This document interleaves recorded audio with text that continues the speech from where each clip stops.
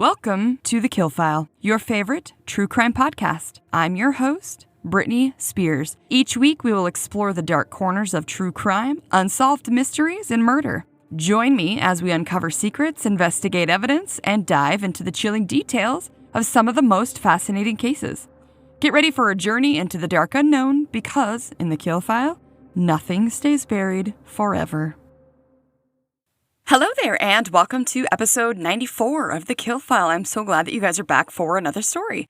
Before we jump into today's case, a few quick reminders. First, if you guys haven't yet checked out TheKillFile's website, do at TheKillFile.com. While you're there, you can suggest a case you want me to cover, share your own true crime story for a chance for it to be read on the bonus content, or even check out the merch shop for some fun true crime gear that helps to support the podcast.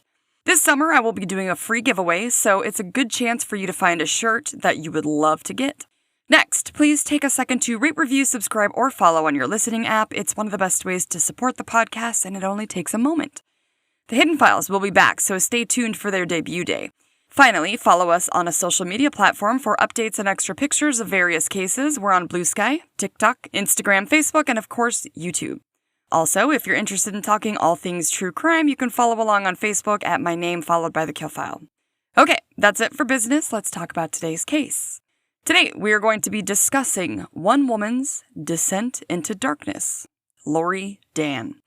Trigger warnings for today are going to be murder of a minor. Here we go. Today's case is going to keep us right here in the United States, and like last week, we will be headed to Chicago, Illinois. The year is 1957, and amid this time, Chicago was not only a busy city booming with construction of high-rises made from modern and new steel with glass, but also landmarks like the Wrigley Building and Tribune Tower were among the growing skyline. A large flood that also took place in 57 that not only flooded some of the main streets that had ongoing construction of prominent buildings, but floods also affected the subways under the ever-busy city, as well as the new expressway that was being constructed. Apparently, while it was flooding, the pumps that normally would remove the water from the area were clogged with mud due to the lack of landscaping, preventing the downfall of rain to be removed from the construction area. One witness to the chaos, whose father was an electrical engineer tasked with assessing the problem and damage, said the water was so high that even the access walkways above the subways were affected, as they could still see the lights on completely submerged in water. It got to the point that the warning system that was put in place for high water was going off in certain areas in the subway line when the fire department was asked to try and pump some of the water out of the subways. However, they were unable to do so.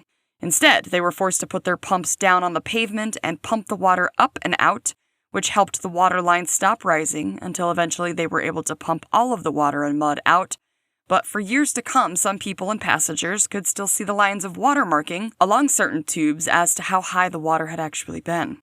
Other things of note during this year, besides the big subway flood, was the premiere and opening of a jazz venue called the London House, and just as exciting for some, the world's first all-color TV station, WNPQ, became a thing. In other news, the king himself, Elvis Presley, came for his first Illinois concert, performing for about 12,000 people, growing the presence and influence of rock and roll, playing in the Illinois State Museum. This brings us to October 18th, 1957, when parents Edith Joy and Norman Wasserman had their only daughter, Laurie Wasserman. Norman was said to be an accountant, while Mother Edith stayed home with Laurie and her older brother Mark. After the couple had Mark, they had decided their apartment was not big enough for their growing family, and they made a home on Edith's family property, which was just a stone's throw to a neighborhood occupied by similar families to their own Jewish heritage and professional job types. After the influx of people coming to the area due to industrialization, and according to a book that I used as a resource for this case called Murder of Innocence, written by authors Joel Kaplan, George Papajohn, and Eric Zorn, the area also saw a huge uptick in civil rights movements, putting pressure on Jewish families to move out of the area. Further north, there were some suburbs that were seemingly skewed and targeted their marketing towards Jewish families in neighborhoods along Lake Michigan. It was said that for the more wealthy families, they could move even further north towards a community of North Shore called Highland Park, Glencoe, and Winnetka. This is where the Wassermans wanted to move when they left the South Shore area of Chicago, but as they couldn't quite afford a home near Lake Michigan in the Highland Park area, they instead moved to an area deemed less distinguished in the southwestern part of Chicago. It was said that the family lived on the end of their street and didn't really seem to want anything to do with their neighbors, so they would kind of go out of their way to drive around the place that they lived so they didn't have to see, smile, or even interact with any of their neighbors. People around them got the feeling that they were basically snobby and felt that their family was too good for those around them and for their own neighborhood, especially when it came to Edith's children, Mark and Laurie.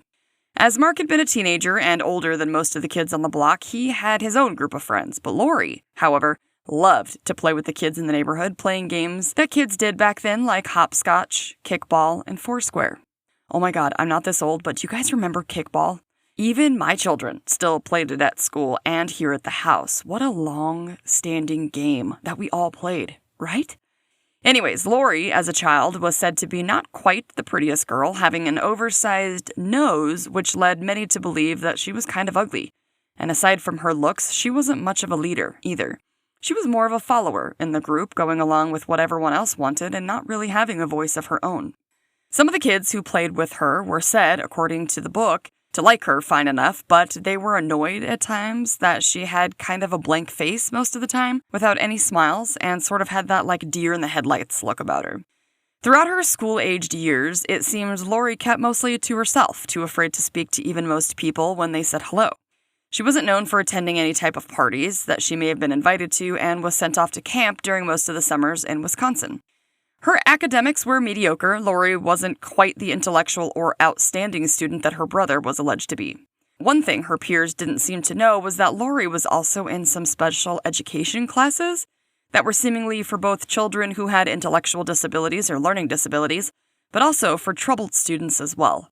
The book would describe these classes at another school that Laurie didn't normally attend as basically a group counseling session for kids who had a hard time with either learning or behavior in the more mainstream classes in middle school, including kids with attitude problems, mental disabilities, and even drug or alcohol abusers. High school in the area that Laurie attended was known to be some of the best in the nation, with high expectations on both academics and sports, and most of the families were wealthier. Sadly, the area gained a reputation as quote-unquote suicide belt, because kids in the area commit suicide at a rate 3 times higher than the rest of the nation. I can imagine how stifling it could be to grow up in a place like that with all of that pressure. Laurie would tell fellow students in her special classes that she didn't feel like she fit in anywhere, and even felt like an outcast in her own family. This is a side note, but I myself identify with this so very much, as I grew up in a crappy situation, and then when my own mom remarried and had more children, I was much older than them, and although I adore my younger siblings and I love them to death, I never quite fit in with my family.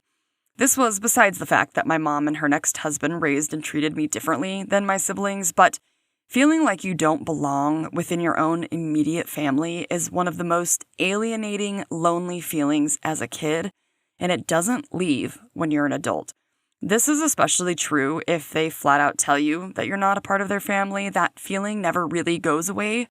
And for any step-parents out there, I just had to touch on this because I would encourage you to take extra care with your stepchildren. And even if you feel like you treat them the same way that you do your other children, there's sometimes subtle differences that the children will most definitely pick up on. Being in a blended family is hard as a step-parent and a stepchild. I'm both. And since divorce is so common and so is single parenting, just know that you're not alone in your feelings of being a loner and on the outside of your family. And even if you are, you don't have to work your whole life to feel wanted. Fuck them. It's their loss. You get to choose your family in this world, and I personally don't believe that blood is thicker than water. I found out the very hard way that creating your own family where you belong is one of the best, most freeing and loving feelings in the world, because when you're a parent, you always belong, right? Anyways, just had to throw that out there. Sometimes we touch on subjects that hit close to home for me, and I want to share my own experiences and lessons that I've learned, and if it helps even just one person, it's worth it. So Laurie felt this way, feeling like she didn't belong in her family either, and she also said she didn't feel like she could tell her parents this. It was said that when Laurie was offered advice from her peers in her special classrooms that she got defensive and lashed out, seemingly out of nowhere. Some sources would speculate that there was much more going on inside of Laurie other than her feelings of isolation in her family life, but rather that she may have had some obsessive behavior that gave me the sense that she could have actually struggled with some type of OCD in her younger years, which can sometimes mean that there are other disorders or mental health struggles in there as well. As Laurie entered high school, she was apparently somewhat of a disappointment to her parents. As her brother Mark went off to college, Laurie was left in his shadow. Laurie started dating her first boyfriend in high school, and it seemed to him that Laurie's father was busy with work and his tennis hobby, and that Laurie's mother cared way more about appearances than anything else, neither having the time or willing to put in the effort to pay attention to their daughter. Laurie's family moved when Laurie was a sophomore in high school, and during the summer before starting her new school, she ended up having some plastic surgery done, reducing the size of her nose, which had always been something that Laurie hated. With her new nose, she was said to be much more attractive, with a big, beautiful smile. After high school, Laurie would attend Drake University, one of the only schools that she could have gotten in with her not great grades. She had aspirations of becoming an elementary school teacher. She would later transfer to Arizona and then the University of Wisconsin. Although Laurie had a flurry of relationships in her life, none of them seemed to stick very long, and if the breakups were less than cordial, I guess she hung on to the disdain for that person for years to come.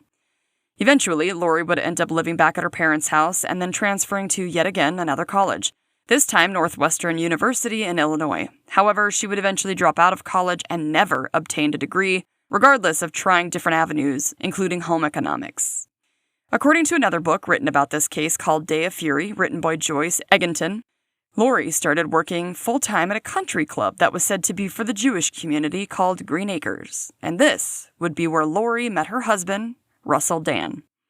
When Laurie and Russell met, he had been working as an insurance salesman, and Laurie, on the other hand, had lied about her accomplishments, one source saying that she had told her boyfriend that she had an accounting degree from Arizona, and another source said that she had told him she was a graduate student in hospital administration, and said that she also told him her part-time job was as a research assistant, going out and interviewing people for a book being written about women in the workplace. By the time the pair married in September of 1982, Russell was a junior executive in his father and uncle's insurance broker company. This company was said to be one of the largest in the Chicago area at the time. Russell didn't find it odd that his fiancée at the time had decided that planning the wedding as well as quote-unquote studying was too much, saying that this was the reason she decided to quit school and her job. After the pair were married, they returned to the area where Laurie grew up and where Russell's family lived, the North Shore area, where they bought a nice split-level home with a nicely landscaped yard that was said to be the kind of home that most people that were younger than middle-aged didn't really seem to be able to afford, so they were well off. Russell was said to have a pair of older twin siblings, Scott and Susie, both married, and although none of Laurie's in-laws seemed to be very comfortable around her, they accepted her as Russell's wife, and in turn she was a part of their social circle as well. During Laurie and Russell's marriage, some strange behaviors started to emerge from Laurie. Sources would call them rituals, things described in the Murder of Innocence book as sometimes, when Laurie was stopped at a stoplight, she would open the door and tap her foot on the ground. Others included touching all of the phone poles on a walk or avoiding the cracks on the sidewalks. One strange behavior was said to be an aversion about putting lids back on jars and other containers. She also insisted that Russell could absolutely not leave for work until Laurie was able to put her hand on the sofa, saying that if she didn't, something bad would happen. Russell didn't seem to mind these things because it didn't take a lot to make her happy for doing these little oddities. She was later said to have obsessive-compulsive disorder, or OCD, so these behaviors make sense. Also, on a side note, I don't have OCD, although I would say there are, at times, that I have intrusive thoughts that I can't shake, maybe as part of my anxiety, but I am also absolutely curious how these rituals or thoughts for her came, or for anyone, come to be. When I was a kid, I did little things that a lot of us might have done, or maybe it was just me, but I would if I tapped my left foot 10 times, I had to tap my right foot 10 times, or I felt like it was kind of uneven, things of that nature. But I didn't think that anything bad would happen. It just kind of felt weird.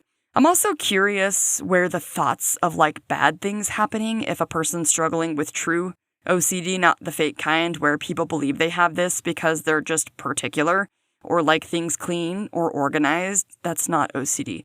But true OCD, where the thoughts of something horrific happening if the person doesn't perform their ritual, where does that come from? Is it a fleeting, weird thought like we all have, but people with OCD are unable to let it go to the point of obsessing? I just find it truly interesting, and I think of how bad my anxiety is, and I can completely understand being overcome with things that aren't necessarily true. Anyways, in the book, The Day of the Fury, and by the way, both books' full titles will be linked in the show notes. I didn't want to give anything away. In that book, there was said to be an occasion that Susie would later recant as odd, when Laurie had always been offering to babysit for her, so one day Susie asked if she could actually watch her kids for 15 minutes while she ran an errand, because Russell and Laurie lived in the same village as Susie and her husband Jeff did. Laurie would finally show up at Susie's house over an hour late with tears in her eyes, clutching her wrist, holding her arm close to her, saying that she had been in a car accident on her way over. Susie said she needed to get to a doctor, seeing that Laurie was shaken up and tearful, saying that she looked quote-unquote so pathetic. Laurie said she didn't really need a doctor, but over the next few days when Susie saw her, she was still shaking and holding her arm. Finally, her husband Russell insisted his wife see a doctor about her arm. And this is when Laurie put her arm down and smiled, saying that she wasn't really in an accident. She only said that to cover her ass because she was late getting to Susie's. Yeah, what the fuck? A few years into Laurie and Russell's marriage, Russell wanted to separate in October of 1985. I guess Laurie had lied about having an accounting degree from Arizona University during her marriage and had a hard time holding down a job. She had also shown signs of her OCD as well as other strange behaviors. I guess in her past relationships, these little habits may have been a problem, so she desperately tried to hide them from Russell, until the pressure of measuring up to not only Russell and his family, but his social life and impressive education and career made them come spilling out after the couple had gotten married. This is one of those cases where we may feel bad for the person before they choose to do what they end up doing, and remember that that's okay. That doesn't mean that you agree or are all right with their crimes. One of the habits that really seemed to bother Russell was how Laurie kept her closet. I guess Laurie was in the habit of throwing just all of her clothes on the floor in her closet, regardless of their state. So clean and dirty as well as new and old, they were all piled and intermixed in her closet. She also put things from around the house in there when she was wanting to clean it up, so it was stuffed full of household things that they would be looking for, and they would have to find it in this heap of a mess. I think the clothes on the floor mixed all in is gross and sounds like something like a 21-year-old might do, but I think that most of us are guilty of having junk drawers or messy hall closets at times, not knowing where to put shit. Eventually, Russell built her a second closet in the basement, but I guess that this one got even worse than the first. This would be in stark contrast to how she used to live with a previous boyfriend named Steve, always keeping a clean home free from dust and debris. As Laurie had a hard time keeping down jobs while the pair were starting their lives together, there was one instance where Laurie had been working at a local sports bar that Russell would sometimes come in after he had played tennis, and on one occasion he went to get a drink and he didn't see his wife. The manager told him of an incident that had occurred a few days prior and that he had had to fire Laurie on the spot when she lashed out angrily at a group of girls who kept changing their orders on her. Russell had to pretend like he knew what was going on, but was completely blindsided. When he got home and talked to Laurie, she still tried to pretend that everything at work was fine, until her husband caught her in a lie, saying that he knew what happened. Laurie then cried, saying that she didn't want anyone to know what had happened, trying to play the victim, saying that the pressures of her father and her marriage were just so much. So, Laurie sought out a new job at a hospital, and this time she exaggerated and completely lied on her resume and application, saying that she had a degree in liberal arts, had worked as a computer specialist at the office space that her father had rented out for his business and investments. She also said that she had previously volunteered at a hospital and had the training needed to work at the hospital that she was applying to. Of course, they hired her because she probably checked off every box for them. And when it came to asking why she had left her last job, she put on there because she wanted to work at a hospital.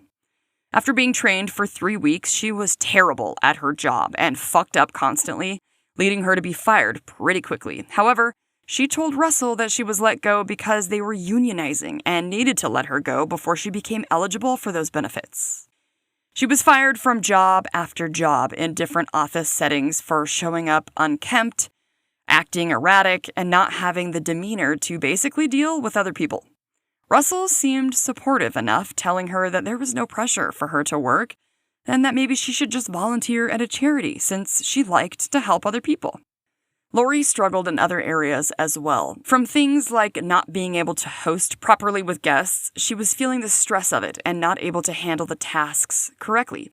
For example, she once set up chips for a barbecue, worried that she wouldn't be able to handle it on time, but doing it a week early so that by the time the barbecue came, the chips were stale and soggy. Another time, she served rotten potatoes as a side dish and frozen vegetables as well.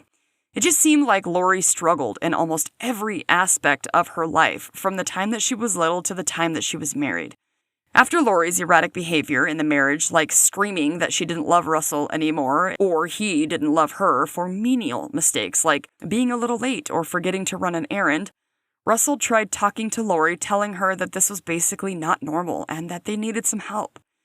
Laurie agreed to see a psychiatrist only if Russell would keep it a secret and not tell anyone. After their first few sessions with Dr. Robert Greendale, he would prescribe her thioridazine. When I did a little research into what that is, it's said to be a typical antipsychotic medication that's used to treat schizophrenia, usually if a patient doesn't respond to more safe treatments. I guess this medication manages abnormal excitement in the brain and is considered a dopamine antagonist. It can also be used for horrific anxiety, severe behavioral problems, or agitation. In the book, Murder of Innocent, it speaks to the fact that Dr. Greendale never really came out with her diagnosis, even after her crimes, I'm guessing, but this medication sometimes is likened to a tranquilizer. Russell and Laurie both saw some improvement in her various mood swings, but I guess it wasn't like the cure-all that they were hoping for when it came to other issues Laurie struggled with.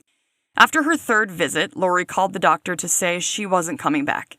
The doctor then felt compelled to write Laurie a letter in which he asked her to reconsider, saying that her issues and problems stemmed back to her childhood and upbringing, and although Russell was supportive and understanding, he didn't have the training or objectivity to help her with these problems. He also stated that medicine will help with symptoms, but that they are not a fix-all and can only be administered under the care of ongoing doctor supervision. I guess Russell had already noticed that when her parents were away and vacationing, Laurie did all around much better, seemingly handling things better, and she felt more confident. Things went on in Laurie and Russell's marriage until it got to the point where Russell just couldn't do it anymore. As the couple's third anniversary approached, Russell sat down with his brother and father for the first time and confessed about his problems with Laurie and told them about her seeing a doctor and how Russell wasn't sure that he could make it work. Russell had made another appointment for him and Laurie to go see Dr. Greendale, but while they were at the appointment, Russell realized that the doctor didn't even know the half of how bad Laurie's mental health issues had gotten or how her conditions had worsened. Russell said that as he was done and burned out, saying that he could now see that Laurie wasn't even willing to help herself, and although his family had been telling him to get out of the marriage for a while, he wanted to keep trying. However, after seeing that even with a doctor, Laurie wasn't really seeking help, he was now finished trying so hard. Laurie knew that Russell was basically done in the relationship, but asked for a little more time to prepare herself for it. In the meantime, she made small attempts to be better, doing things like the laundry for the very first time, even folding it and then putting it all away for Russell to figure out that everything was still completely soaking wet. When Laurie and Russell split and Laurie moved back in with her parents, many may have seen this as the catalyst to Laurie's crimes beginning and her behavior really spinning out of control. It seems like her marriage to Russell may have been the last thread that Laurie had to any sort of quote-unquote normal life and normal behavior. In October of 1985, when Russell announced to Laurie that it was time to split and he couldn't go on like this anymore, the divorce proceedings started bitterly. After Laurie had moved back in with her parents, her mental health and behavioral issues deteriorated. While the pair were separated, they still occasionally met up to have sex, and Russell saw this as a way of letting Laurie know that he didn't hate her by any means. Laurie then started plotting and scheming ways to keep Russell close, not wanting to let him go. She started by telling him that she was pregnant, and when he confronted her with the fact that he used the pull-out method, not trusting her to be on birth control, she lied, saying that she had secretly been collecting his sperm and injecting herself. At the same time, Laurie would tell one of her friends that she was out to get Russell and wasn't going to allow him to get away with what he was doing, basically just leaving her. When her friend tried to convince her that it didn't need to be this way, encouraging her to just move on with her life, her friend told her she's got a lot going for her with money, her good looks, and her young age. Laurie would say no way. Her goal was to make Russell suffer and take everything she could from him. She then took to calling and harassing Russell and his family members every day for hours at a time. It was said that she would just wait for them to answer, stay quiet for an eerie moment, and then just hang up over and over.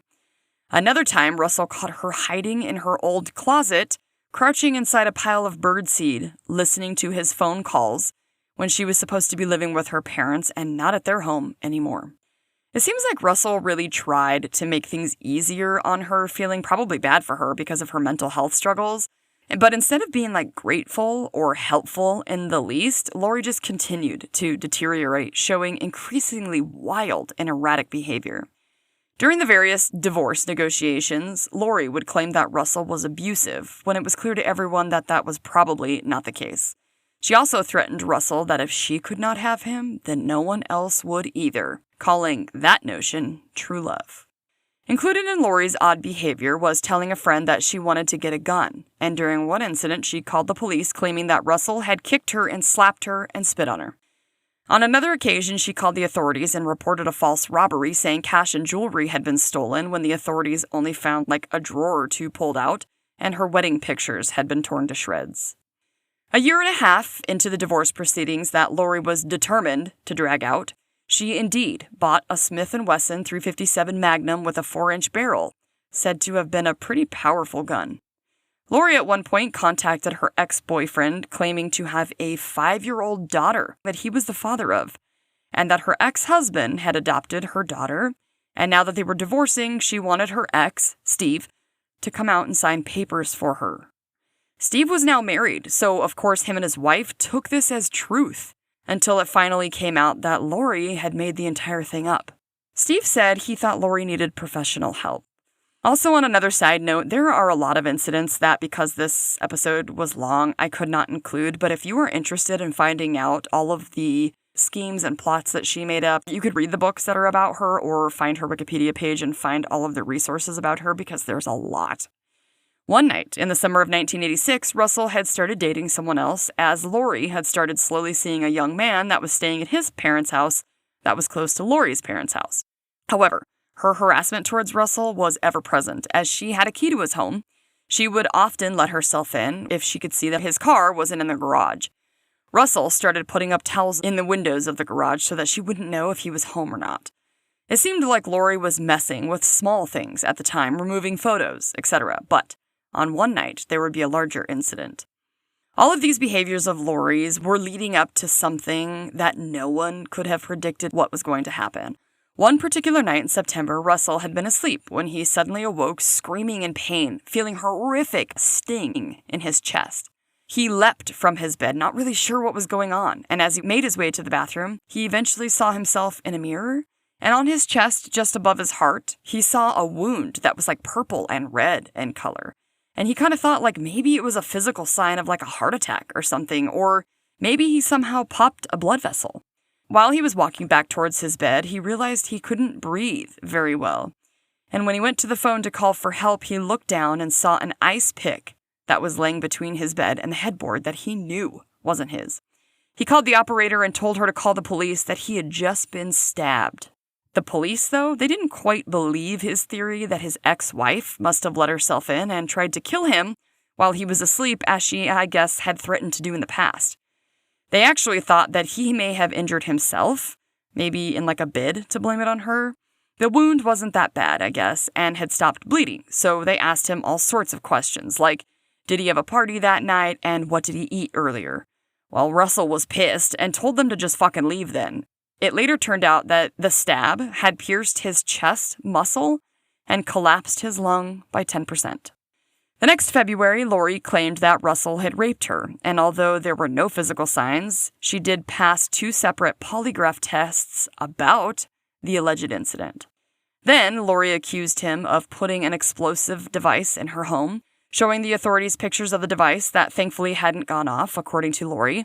She also claimed a window screen had been cut out.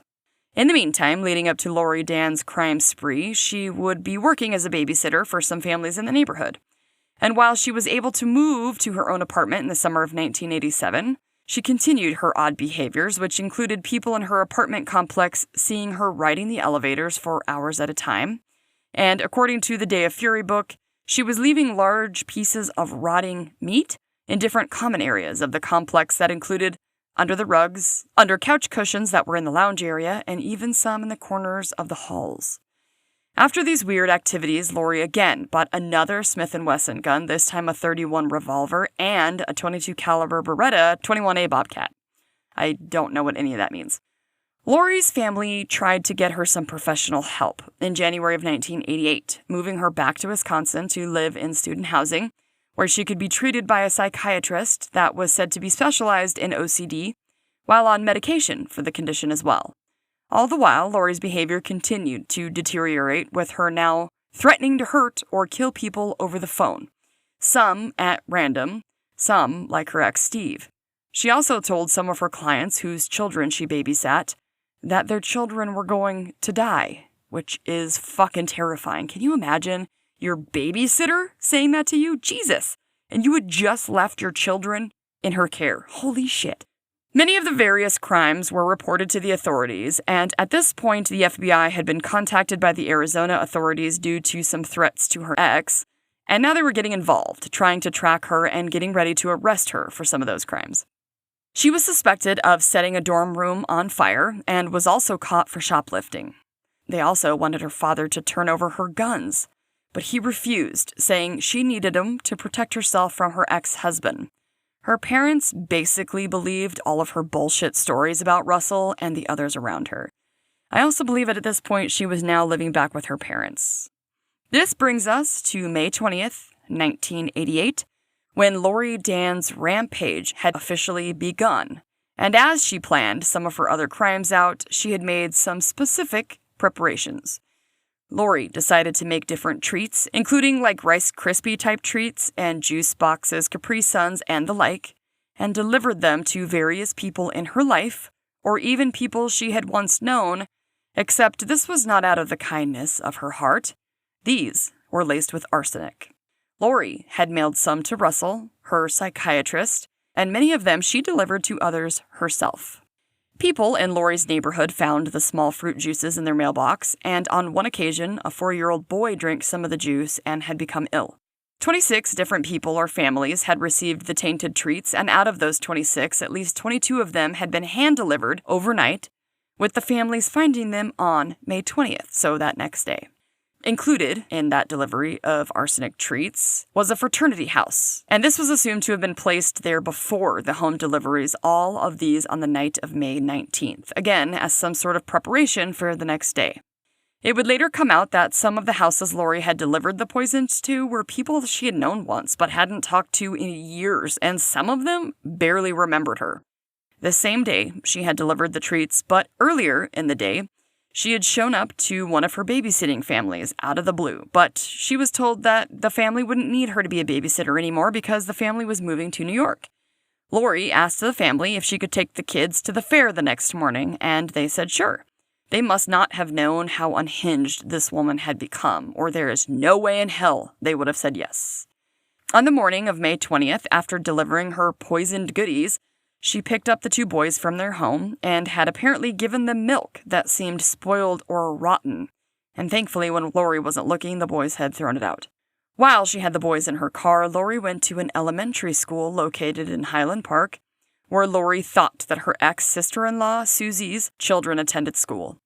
Laurie left the 2 boys inside the car as she went inside, proceeding to light a homemade firebomb, which one source said was like a bag of gas, and then she left the building. Thankfully, a student at the school saw the fire, and it was able to be extinguished without anyone getting hurt.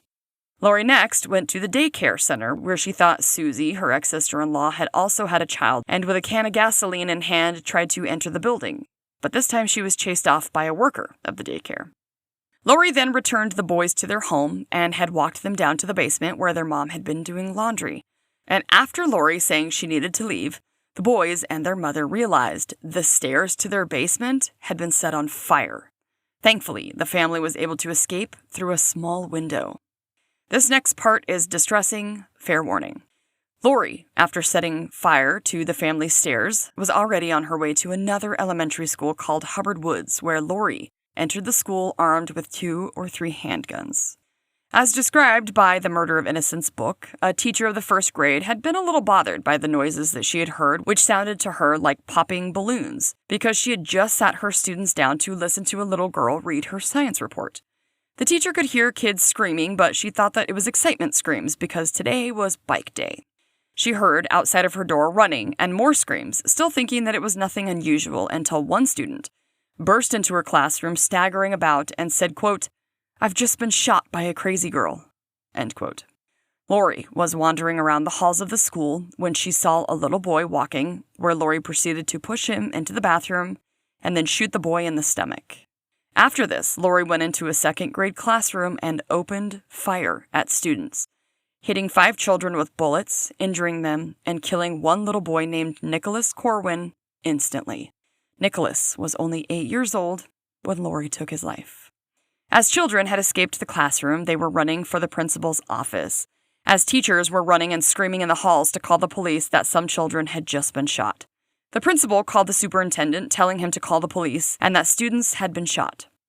Then the principal ran towards the classroom where the kids had been hurt when he heard a teacher calling for help. This was the teacher whose classroom was disrupted by the poor boy who had been shot bursting in. She was said to lay the child on the couch and removed an outer layer of clothing that was blood-soaked and was holding up his t-shirt trying to get to his wounds. Her other students were hiding in the corner of the classroom behind some desks, crying and scared.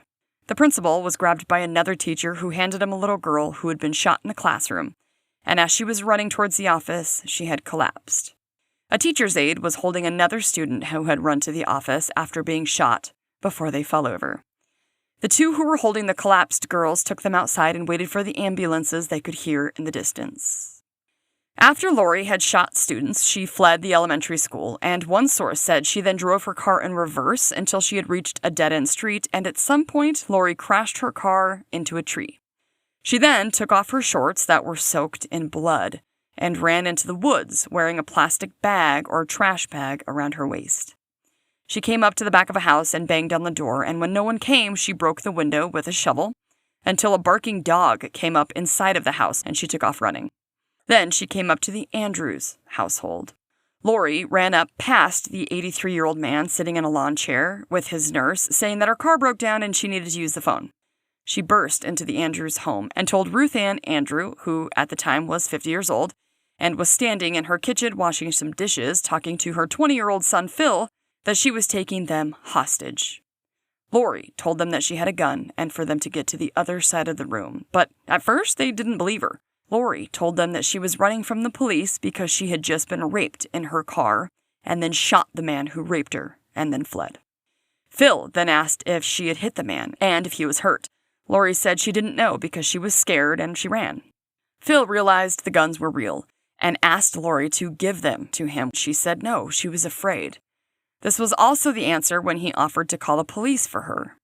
Phil offered a glass of water to Laurie and she accepted. And when he said his mom could get her some pants, she said no, she would call the police.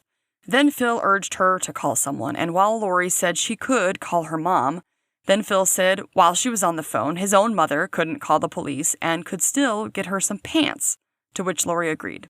When Ruth Ann left the room, she could have used the second line to call the cops, but she didn't think Laurie was dangerous. She thought instead that she seemed to be scared.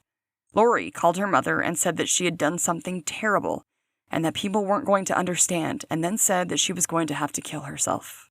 Phil asked to speak to Laurie's mother, and when he did and had explained what was going on, he could not believe how detached and seemingly uncaring Laurie's mother was about the whole situation. After some back and forth about the situation, they hung up. Phil's father came home, and Phil told him what was going on and asked him to sit down with them. That is when Raymond, the father, said the assault explained why the cops were all over outside, and this seemed to worry Laurie. They again called Laurie's mom to see if she could come over, but she couldn't, saying that her husband had the car. When Phil said, well, can you borrow someone's, like a neighbor's car, and come help because her daughter was holding them hostage, Laurie's mother Edith said she couldn't. Now, Ruth Ann said that her own daughters would be home from school soon and they didn't need more people involved in this, so Phil suggested that his mother go outside and wait for his sisters and keep them outside, and Laurie agreed, convinced, if she didn't, that the police were going to follow the girls inside. When Ruth Ann got outside, she saw an officer down the street. She ran up to him and told him the situation, and they both headed towards the Andrews home. When Laurie noticed an officer coming towards the house, she shot Phil, which completely shocked him as he had thought that he had done nothing but tried to help Laurie up until this point. When Phil was shot, the force of the bullet spun him around, so he dove for the pantry around the corner and he made it inside. He knew that Laurie knew that she hadn't killed him, and he was afraid that she would come in and shoot him again. The bullet tore in through his lung and was said to be a tiny fraction of an inch away from piercing his heart. After shooting Phil, though, Laurie ran up the stairs towards the left into a bedroom that the two teenage girls shared. When Officer Moore made his way to Phil, Phil asked him if he was going to live, to which the officer said yes, he would be all right. When the officer heard the ambulance, he ran outside and told them to go get the man inside. He was dying. The ambulance driver said, quote, "You're fucking crazy. Get the fuck out of here." Moore jumped into the passenger side of the ambulance, telling him to drive. The driver said there was no fucking way he was going to go and get killed. The officer then told him to duck and push the pedals, and the officer would steer because they were going in. When they got close to the house, the officer said they would bring the fucking stretcher to the ambulance with Phil on it. Police surrounded the home, and there was sort of a standoff between Laurie and the authorities. She barricaded herself in the bedroom and would not come out. As darkness began to set in, the authorities were a little worried that she would escape in the darkness and flee into the woods. Norm, Laurie's father, had made his way to the scene where Officer Moore led him to the front of the house so he could try and talk some sense into his daughter. He yelled for Laurie to pick up the phone to, at the very least, talk to him and let him know that she was all right. He begged her to come out and that everything was going to be all right. Laurie didn't respond. The authorities decided they need to go in, so with canines in hand, the police prepared to enter the home.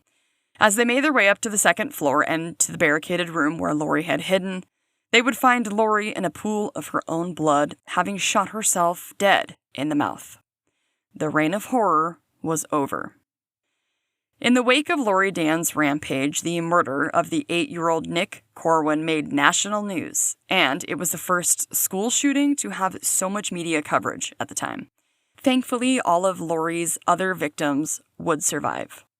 The parents and other community members campaigned for gun reform and changes of policy, saying that Laurie Dann's history of mental health and disturbing behavior were highlighting how badly the change was needed. Phil Andrews and the rest of Laurie's shooting victims who survived, however, would be affected by the horrors, I'm sure, for the rest of their lives. Phil Andrews would actually later become the executive director of the Illinois Council Against Handgun Violence, and then went on to become a lawyer. The village of Winnetka then was said to have enabled a ban on handguns that would last for 2 full decades. Then it was repealed because of the 2008 Supreme Court decision of D.C. versus Heller and other lawsuits by the National Rifle Association. This incident also sparked debate about what the criteria should be for committing someone against their will if they are indeed mentally ill and are unable or unwilling to receive help. Some believed that if someone is unable to make informed decisions about their own treatment, they should be forcefully committed, while others viewed this as an attack on civil liberties just because sometimes people do weird things or have incidents. After Laurie's attacks, her parents Norm and Edith were said to be unwilling to be interviewed by the authorities, and they would not allow them to have any access to her mental health records. This is so fucking selfish, in my opinion. I try not to parent shame because who the fuck am I, and we all make horrible parenting mistakes. But from all of my research into this case, they were not seen in a very good light throughout Laurie's entire life. They seemed to make some effort for her here and there, and then other times they didn't seem to care enough to do anything for her or get her help. I'm sorry, but if it was my daughter who held up some people at gunpoint in their own home, I would steal a fucking car or run on foot to get to her and help the situation and my child. You could not stop me from getting to them somehow. Some people were outraged by the fact that Laurie had been clearly deteriorating and her family only defended her, while seemingly not really taking the necessary steps to ensure that she wasn't a danger to herself and others. Some of the families of the victims would end up suing the Wassermans, Laurie's parents, for damages. About this case, there have been numerous books written and a made-for-TV movie. And that, my friends, is the tragic story of Laurie Dann's Rampage, the murder of an innocent little boy, and the shooting of other children and adults by this clearly mentally ill woman. The thing that kills me about this case, besides the fact that this woman tried to kill so many fucking children, not just with a gun, but also poisoning all of those treats, is that I feel that this entire ordeal truly could have been prevented. It sucks to say, but I believe that if her family had stayed on top of her mental health and had been watching for signs that she may have had when she was younger, maybe they could have gotten her help that she so desperately needed. Instead, it took her husband having to try to get her some help, and maybe it was too late by then, or maybe she needed more severe help, but I feel so bad for him in this case because he seemed to have tried so hard for her even when she started losing her shit. Laurie's whole life just seemed like a sad TV show of a young girl turning into a woman who just could never quite fit or get it right. I can't believe that her parents wouldn't let the authorities see her psychiatric records. For all we know, she could have been diagnosed with a variety of issues that could help the medical field better understand people's conditions when they have access to their mental health information. I think Laurie's dissent should have been taken more seriously instead of people maybe blowing off the threats. And I think back then, stalking wasn't like it is now. And even now, it isn't taken seriously enough until someone is dead. I still just cannot understand why she went to some random elementary school and shot a bunch of kids. Like, as deranged as it is and sickening, I can see why she would try to mess with the schools of her ex-sister-in-law's children because she knew them and was always jealous of Susie and their family. Now, I'm not saying it was okay. It most definitely is not. And Laurie was sick. And those babies were fucking innocent. And so was Susie. But I'm just saying I can see the connection to those schools. But why did she choose the one that she chose to enter and shoot? Was she just wanting to kill as many people as possible? Did she just want people to know how angry she was? Did she want people to remember her? Imagine if all of those attempts at the poisoning or burning of the home or schools had succeeded. She would have killed so many more people. What a sad and fucked up lady. Mental health is so fucking important. It is everything in this world, and it all starts with some fucking communication. If you or someone you know is struggling in any type of way with their mental health, please don't hesitate to text or call 988, the crisis helpline. It's nationwide. It will give you immediate access to mental health resources. There's absolutely no shame in needing support or having the balls to admit that you need help. Well, I hope you guys enjoyed learning the warning signs of someone that might be descending into their own personal darkness. And remember, if your neighbor brings rotten potatoes as a side dish, she may be someone to stay away from. Come on back next Monday when we will cover another case here on The Kill File where nothing stays buried forever. Stay safe, you guys. Bye. All right, guys, that's going to do it for today. A few quick reminders before you go. Please don't forget to subscribe, rate, and review on your platform.